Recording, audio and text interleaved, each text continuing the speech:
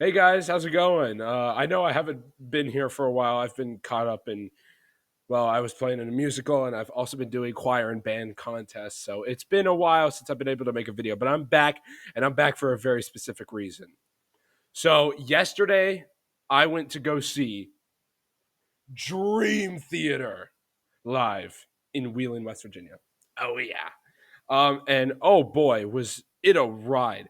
So I guess this is going to be my concert review or something. I don't know. So I just want to talk about the concert because it was top tier. So the concert went from 7:30 to around 10:30. So it went for about 3 hours, and they played.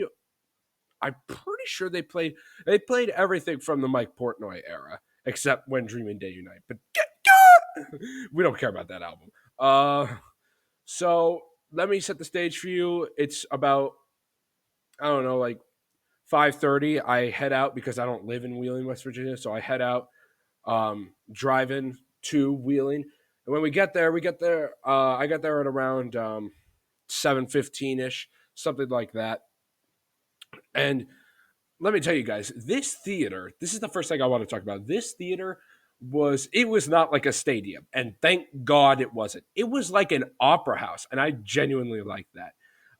If you don't know me, I'm quite a big fan of classical music and opera, so I already like the opera house in general. But I think the opera house is the perfect place for Dream Theater to perform. I think it's just perfect because it makes sense considering Dream Theater and how they make their music and all that stuff. So I think it was perfect for a Dream Theater concert. But anyway, that's besides the point. You guys want to hear about the concert and how good it actually was. Well, let me tell you, if you're planning on going to see Dream Theater's 40th anniversary tour, go. It is amazing. Genuinely one of, if not the best concert I've ever been to in my entire life. And that's saying a lot because I've actually been to a lot of concerts. Man, oh man. The concert opens with Metropolis Part 1, segueing into Metropolis Part 2. Absolutely perfect. You can't get a better opener than that, man. And then, the band comes out, introduces themselves, stuff like that. James starts talking.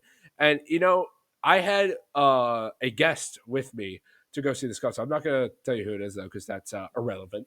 But just know that this guest uh, has never listened to Dream Theater before. And they said something that was really kind of funny to me. They said that James Labrie seems like kind of an arrogant douche, pretty much. That's not exactly what they said, but that's pretty much what they said. And it's funny because there are actual diehard Dream Theater fans that believe that.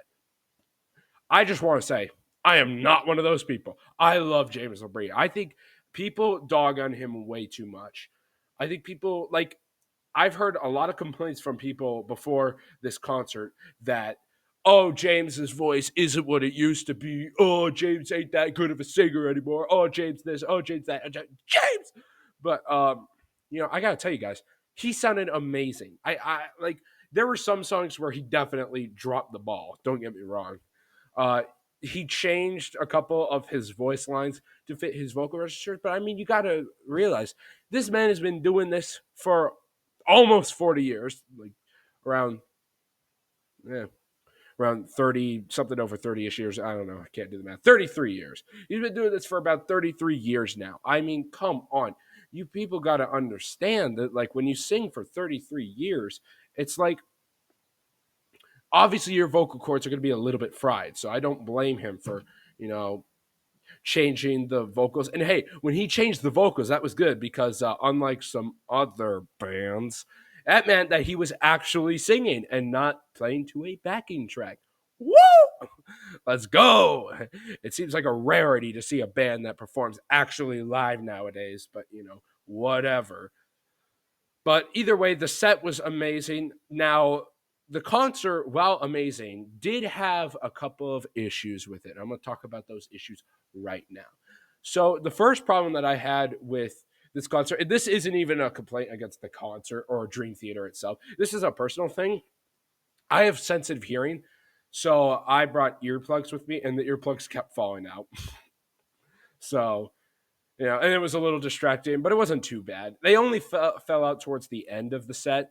and that's pretty much about it. So it's not bad. And like I said, it's not Dream Theater's fault that you know earplugs suck. So I didn't even know if I should consider bringing that into this discussion, but I did anyways because you can't stop me. Um, but let's talk about something that the band actually did have in control, and that was the screens. Oh boy, let me tell you. Okay, I've never been a big fan of screens. Now, this is just personal opinion, but I've never been a big fan of screens at concerts. I think they're ridiculous. I think that they detract from the experience of like we come to see these musicians play. Okay, we don't come to watch videos for 3 hours. And watching these videos, some of the videos were like super trippy, like I couldn't even focus on John or other John or James or Mike or Jordan. I think you get the point.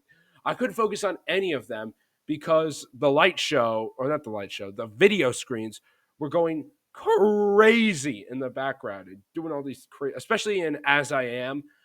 Like, holy crap, bro. I was like, I could still enjoy it. It was just a little distracting. And like I said, this is a personal preference. I know some people love the video screens. So if you loved the video screens, nice. Good for you. Um, Lastly, I just want to talk about their performance instrumentally wise. Instrumentally wise. Instrumental wise. Man, these guys, even though a lot of them are in their 50s and Jordan's in his 60s, man, they are on top. Absolutely fired. Like, I was blown away. I mean, I knew I would get blown away. Duh, it's Dream Theater. Of course I'm going to get blown away. But I wasn't expecting to get as blown away as I actually was. Like, holy crap. John Petrucci, man, this guy's hands are literally made of fire, bro. Literally just all the way up and down. And he had a guitar solo in the first half of the concert. And oh, man, that guitar solo, it hit me right in the feels. That was definitely one of the highlights of the concert for me. Um, Another thing that they did that I want to bring up is they performed actually a few songs from the Mangini era. To be fair, not a lot. So that's a little disappointing. As someone who does not despise Mike Mangini as some Dream Theater fans do, I was a little disappointed they didn't play anything more from the Mangini era.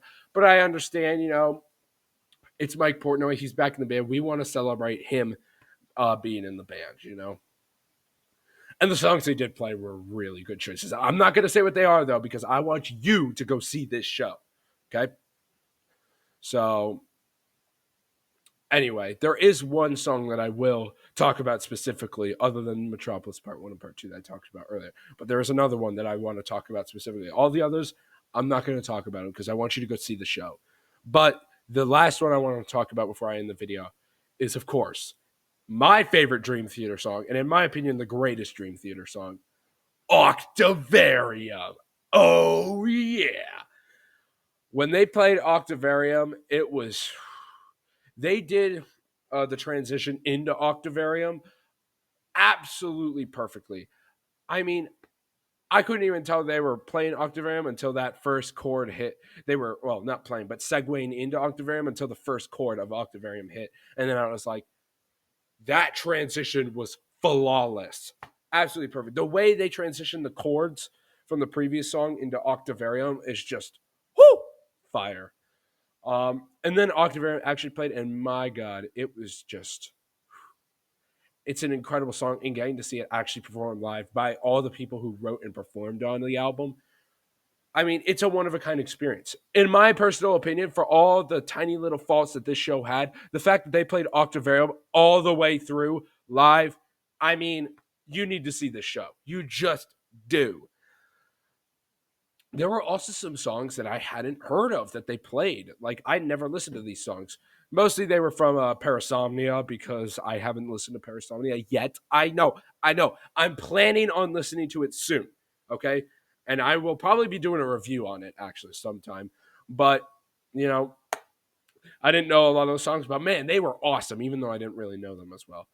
But So yeah, that is my review of the Dream Theater 40th anniversary concert. Just a couple quick thoughts. I wanted to throw this video out because I've been starving everybody of videos. So I want to get a video out. I'm going to do more rankings. And like I said, I'm going to try to start up my review series featuring Parasomnia. That'll be great. But yeah, that's all I got for you guys tonight. Um, I'll probably have my next video up by the weekend. So you can expect that soon.